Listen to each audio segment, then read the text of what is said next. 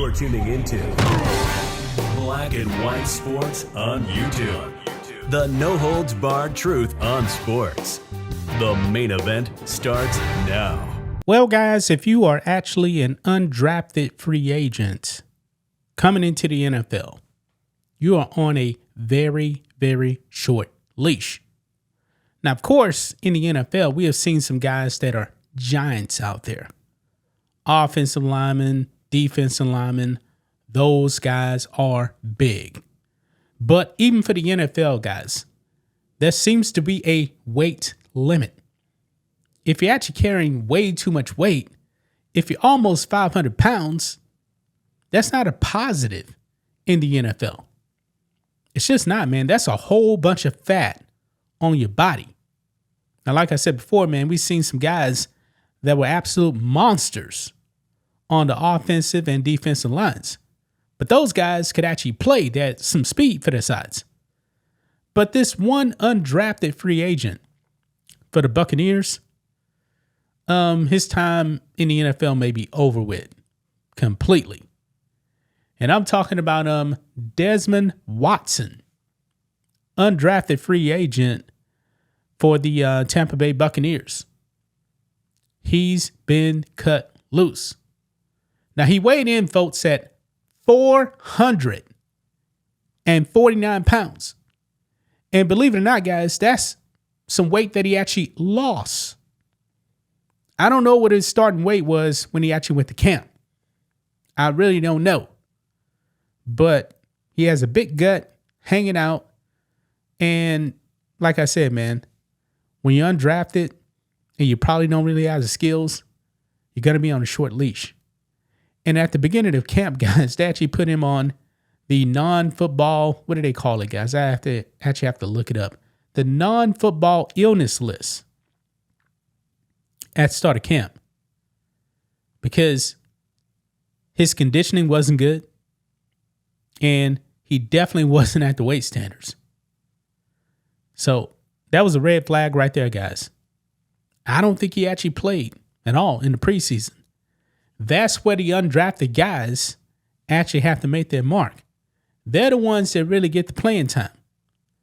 But if you're starting off, man, with a big red flag like that, guess what? You're not going to last. Let's go ahead and get into this. Right over here, guys, on the New York Post, Buccaneers cut NFL's heaviest player, actually the heaviest player of all time, Desmond Watson, as dream hits roadblock. The Buccaneers had some health-related milestones.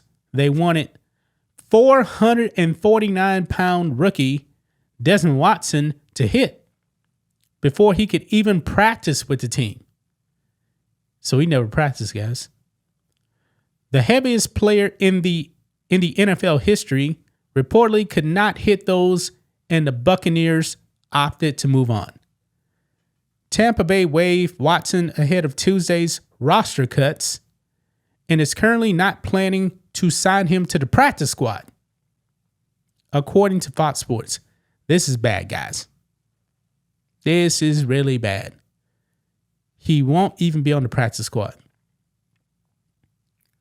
The Buccaneers placed Watson on the non-football illness list at the start of training camp to allow him time to try to meet the weight loss and conditioning goals, and reportedly opted to cut ties rather than place him on the reserve non-football injury list.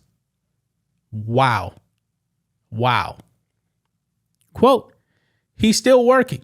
Job's not finished, Watson's agent, E.J. Gonzalez, said to the Associated Press. He may be done. Now, let's just keep it real. He may be done. He couldn't even practice with the team that signed him because he was just too fat. Look at this.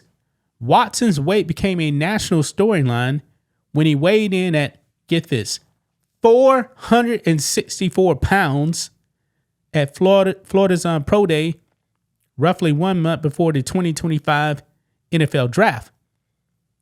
No team drafted him, But the Buccaneers added the Florida native as an undrafted free agent, reportedly inking a 3-year contract with New York Post. Man, you got some errors here, man. You got some errors. I think they meant $50,000 guarantee, including a $20,000 signing bonus. But look at him, guys. I mean, he's massive. Massive. I mean, his gut is just hanging out everywhere. And when you have all that weight and you don't have the conditioning, newsflash, it's not going to happen just in training camp. It's not going to happen. I mean, he is big as a house, folks. Wow. And he actually dropped down from 164 to 449. That's still not enough. He's just way too big. Watson dropped weight to get down to 449 pounds, but the team didn't feel comfortable enough with his conditioning to let him practice. No. I mean, if they let this man practice, he could collapse and die. That led to him being placed on the non-football illness list.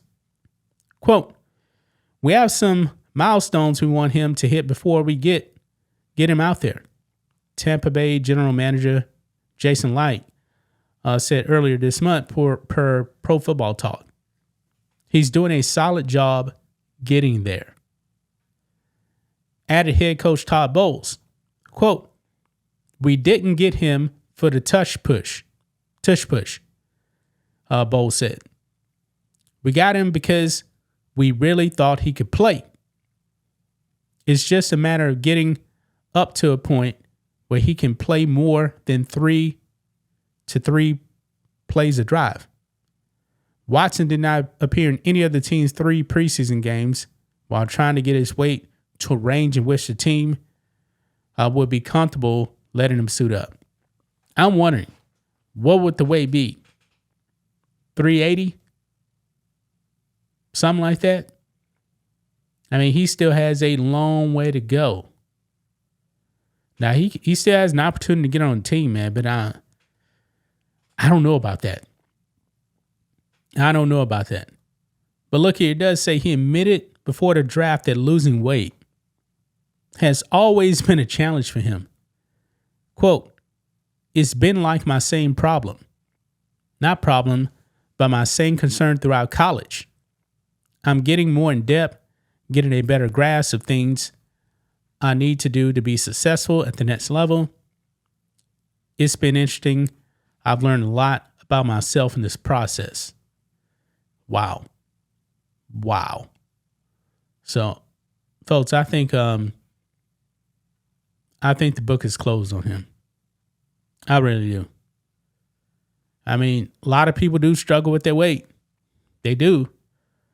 But once you actually show up, man, to NFL training camp and you're not even close to being in shape, you're not even close to where your weight needs to be, and you're not a top talent, yeah, you're done. You're done. But that's just my thoughts on this. What do you guys think of this? Black and white sports fans, let us know what you think about all this in the comments. Make sure to subscribe to the channel, and we'll catch you next time. Thanks for watching the show. Be sure to like, comment, and subscribe. Be sure to tune in next time on Black and White Sports.